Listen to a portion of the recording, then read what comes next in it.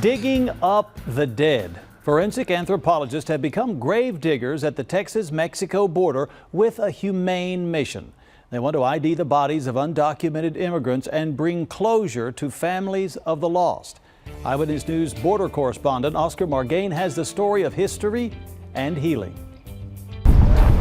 In this Rio Grande City cemetery, the dead are being disturbed as unidentified bodies are being exhumed. Well, these are the people that do it all. Texas State University students and anthropologists are back at work once again with their latest project in Starr County, digging up remains of those believed to be undocumented immigrants. Our biggest challenge is figuring out where unidentified human remains are buried because there's no centralized record keeping. With no markers to pinpoint all the grave sites, Dr. Kate Spradley says her team is having to rely on the memory of those who did the initial burials. That's where we had 5 of them. People like Michael Olivares. There's no medical examiners in Starr County, so funeral homes are rotated, and they're the ones that go out to either to the scene or a house call or a hospital, wherever we get called, that's where we go. Olivares has helped county officials handle these cases for more than 20 years.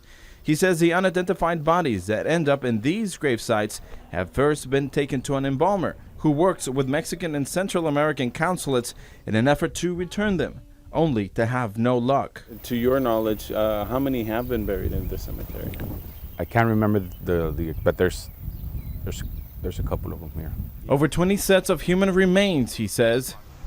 In this round of exhumations, only 10 bodies were recovered. That adds to over 200 since the initiative began 4 years ago. There's probably unidentified human remains buried in small areas throughout the cemetery that we may never find.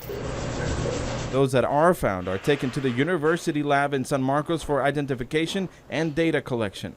I honestly think there's decades of work ahead of us, work just like this. It's an effort that these volunteers take to heart, including Olivares, who fights to bring closure to families of men and women who died crossing the border. There's people that are trying to come and make a better living over here, but they didn't make it.